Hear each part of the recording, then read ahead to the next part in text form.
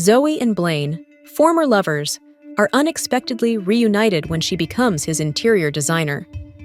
Their past, shrouded in a traumatic event and unspoken secrets, threatens to derail their rekindled romance.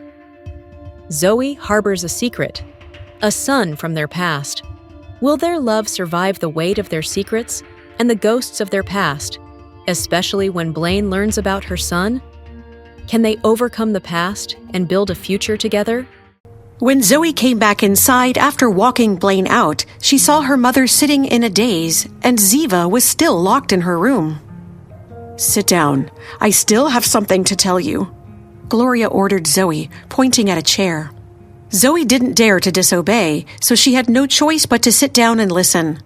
"The day before yesterday, your Aunt Shelley came by to see you. She said that she wanted to introduce you to a man with good education and good character." Gloria's temper was a little explosive today. Zoey naturally understood her mother's anger and also understood how much her mother worried about her. It looked like she wasn't going to be able to get out of the date. "Okay, tell Aunt Shelley I'll meet the man for coffee this weekend." "Excuse me, is Dr. Dexter here?" Hearing Max's familiar voice, Blaine looked up in shock.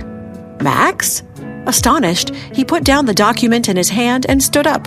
Max lowered his head even further and said in his childish voice, "Dr. Dexter, I've come to say goodbye to you." "Say goodbye?" Blaine's heart tightened. "Max is being moved to another hospital." "I see." Blaine nodded, feeling disappointed. "Dr. Dexter, will you come and see me?" Suddenly, the little boy raised his head and asked Blaine with a look of anticipation. "Next month is my birthday. Dr. Dexter, can you come and celebrate with me?" "All right." Blaine nodded as he answered with a smile. Max reached out his little arms and hugged Blaine's broad shoulders, rubbing his neck with his little face. "I have to go now." His childish voice was clearly reluctant. The next afternoon, Blaine made his way to the nurse's station on the 10th floor of the hospital. He asked the nurse, "Could you please help me check if there is a patient with the last name Fuller on the 10th floor?" Zoey was stunned for a long moment when she saw him. After a moment, she walked over to Blaine. "You're looking for me?" Blaine put his hands in his pockets and nodded. "Yes, I came to check on your family member." He didn't try to hide it. Zoey was slightly taken aback, a trace of unease flitting past her eyes. She smiled and said, "Thank you, but we had already transferred out yesterday." Blaine nodded in understanding but still didn't show much emotion on his face. Blaine didn't say anything and just nodded to her as he walked past Zoey straight into the elevator. Zoey sipped her tea as she waited for her blind date to arrive at the coffee shop.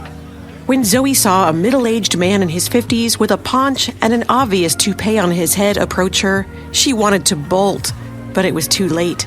The man had spotted Zoey and hurried over to greet her. This man was at least twice Zoey's age. "Zoey Fuller, right?" The man greeted her in a booming voice. Hello, nice to meet you. My name is Roger Turner." Zoey politely stood and greeted him. "Hello, Mr. Turner, nice to meet you." Then Zoey shook the man's very sweaty hand. "Zoey, your skin is so soft. Are you sure you're a mother? You seem so young and fresh." Hearing this, Zoey felt disgusted. Ew! She hoped no one noticed them together. However, Zoey didn't know that it was already too late for that. A pair of stormy gray eyes were watching this scene unfold through the coffee shop's window. "That's it," Blaine said under his breath. Jose was confused. Jose followed Blaine into the coffee shop. As soon as they entered, they bumped into Zoey, who was sitting by the window. Jose immediately understood why they were there. "Hey Zoey, what a coincidence!" Zoey smiled awkwardly and greeted Jose unnaturally. "What a coincidence!" "Zoey, are these friends of yours?" Roger quickly stood up and politely shook hands with Jose. "Hello, nice to meet you. I'm Zoey's boyfriend, Roger Turner." Zoey was so embarrassed that she felt ashamed. "Don't misunderstand. I just met Mr. Turner a few minutes ago." "Zoey, stop acting reserved," Roger corrected her. Zoey felt a prickling sensation on her back, and her whole body was uncomfortable.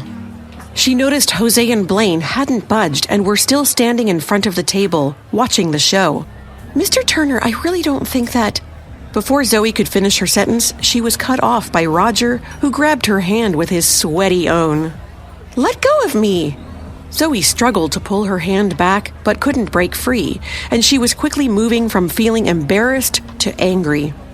However, before she could say anything, a big hand had already fiercely slapped Roger's hand away, causing him to grimace in pain. Blaine only glared at him coldly. Roger's face was flushed bright red as he glared while pointing his finger at her. "Just wait until I tell your mother and aunt what kind of woman you really are." Zoey panicked. She opened her mouth to try to reason with Roger, but he didn't give her a chance to speak. He turned around and dashed out of the coffee shop. "Zoey, where are you going?" Blaine sounded furious. "Let me go!" Zoey was so anxious that she tried to shake off his hand.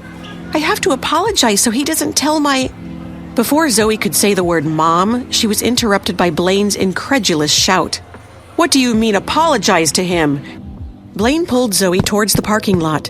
Zoey's wrist ached as she was fiercely tugged along by him. The flustered Zoey repeated her question. "Where are you taking me?" Blaine curled his lips and said with determination, "Zoey, I accept your offer. If you really want to be my mistress, then I'll give you the chance to start right now."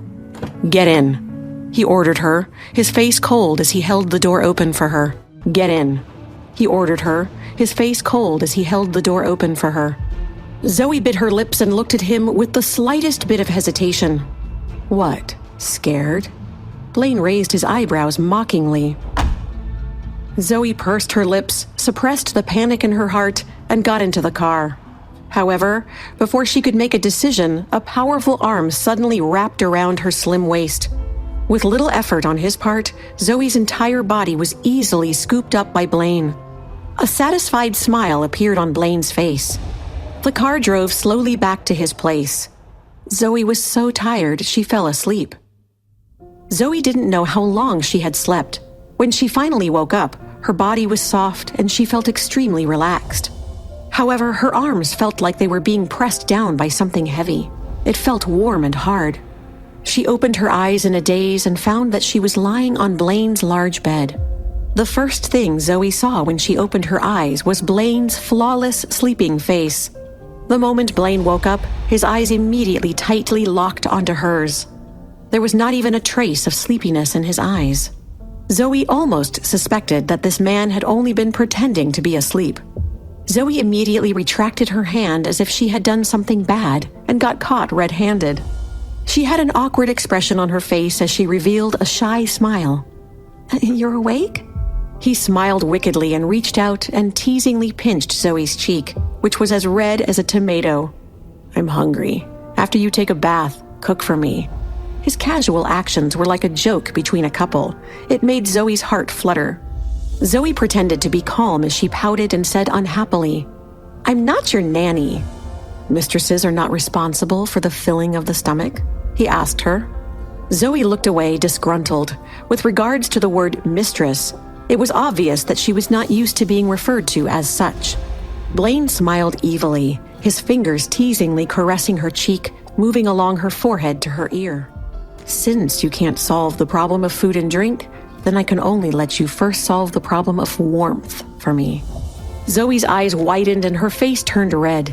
She anxiously rolled up her blanket, got off the bed, and surrendered.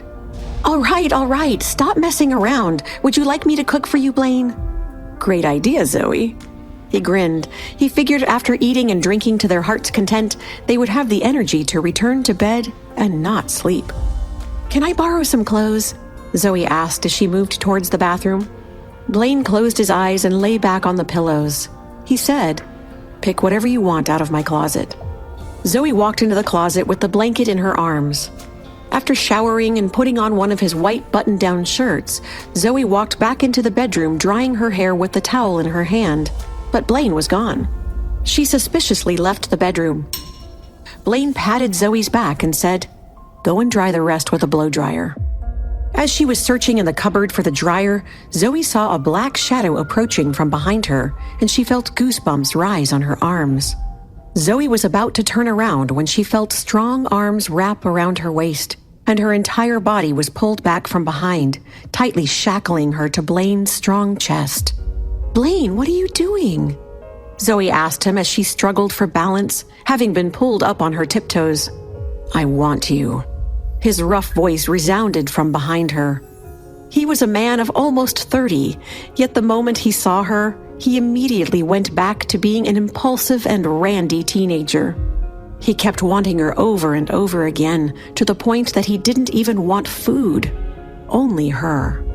Zoey opened her eyes in a daze and asked weakly, "What time is it now?" "It's past 10. "Huh?" When Zoey heard the time, she grabbed the blanket and covered her chest, warning him. "Don't even think about it, Blaine." She anxiously looked around and asked, "Where is my bag?"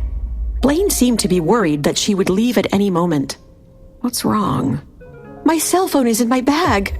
Anxiety was written all over Zoey's face. "This is bad." Zoey grabbed her cell phone and glanced at it.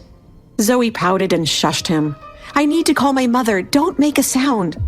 When Zoey said this, she suddenly felt a rock-hard arm wrap around her waist and tighten.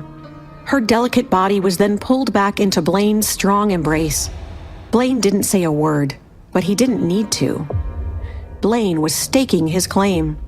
Blaine was telling Zoey in no uncertain terms that she belonged to him.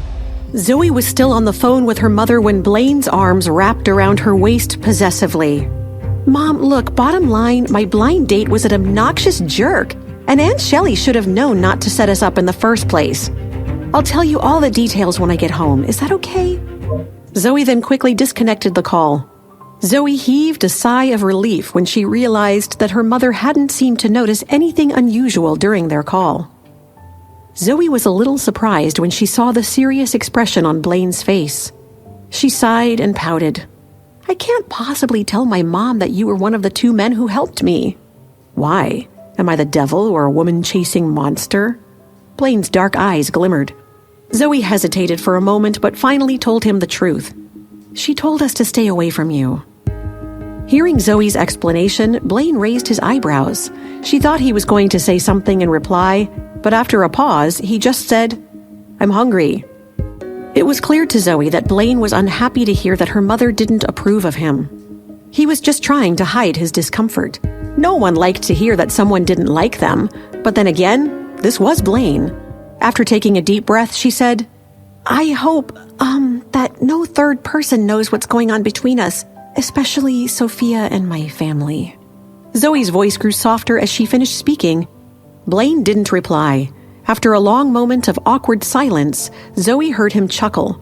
He leaned over her slightly flustered face, raised his eyebrows, and said with a smile, "You mean you want me to agree to have a clandestine affair with you? Is that what you're saying?" The smile on Blaine's face did not reach his eyes. Zoey bit her lips and didn't respond. "Yes or no?" Blaine asked her again, and his tone became even colder. Zoey took a deep breath and nodded. "Yes." He rewarded Zoey with a single word: leave. Blaine walked out of the dining room, into the study, and slammed the door behind him. Zoey sat alone at the dining table, staring blankly at the study door Blaine had just slammed in her face. She didn't understand why Blaine was so angry. Zoey had remained silent when he'd presented his humiliating list of mistress rules to her, yet somehow, this still had made him angry. Unbelievable! Beginning to think Blaine didn't plan on coming out to talk to her, and too embarrassed to disturb him, Zoey decided to leave. She went in search of her clothes. When she checked the laundry room, she discovered that he had thrown her clothes into the washing machine. Great. Zoey sighed and walked out of the laundry room, feeling depressed. She curled up on the sofa and buried her head in her knees. She was stuck here until her clothes were washed and dried, and since it was now past midnight, it looked like she wouldn't be going home until morning. It was almost 2 a.m. when Blaine finally finished organizing the research paper he needed to submit in 2 days. He'd buried himself in work to distract himself from thoughts of the woman in the other room. Standing up, he shut his laptop and walked out of the study. Blaine went straight to the bedroom. When he saw the empty bed, he frowned. He turned around and walked back into the hall. As soon as he entered the living room, he saw Zoey, who had curled herself up into a ball and fallen asleep on the couch. Blaine walked over and bent down to pick her up. He stretched out his arm and wrapped one of his arms around Zoey's waist, while the other wrapped around her knees. He then carried her easily into the bedroom. After entering the bedroom, Blaine carefully placed her on the bed. As soon as Zoey felt the bed under her, she unconsciously hugged the soft blanket before tossing and turning several times to get comfortable. Finally, she tucked the blanket between her legs and sighed happily. Blaine watched her helplessly with a smile. Sighing, Blaine still let Zoey sleep. Even though he desperately wanted her, he had tortured her enough tonight. That night, she slept soundly. She didn't think she had slept so peacefully in 4 years. Zoey hadn't expected that their relationship would suddenly turn into this. Although she had imagined what becoming his mistress might be like, she hadn't expected the warmth between them. She had missed their connection. She couldn't deny it, no matter how hard she tried. But what if she was pregnant? Where would they go from here? Should she let go and let him return to his path? Zoey didn't know if she could let go a second time. Will Zoey repeat her past mistake?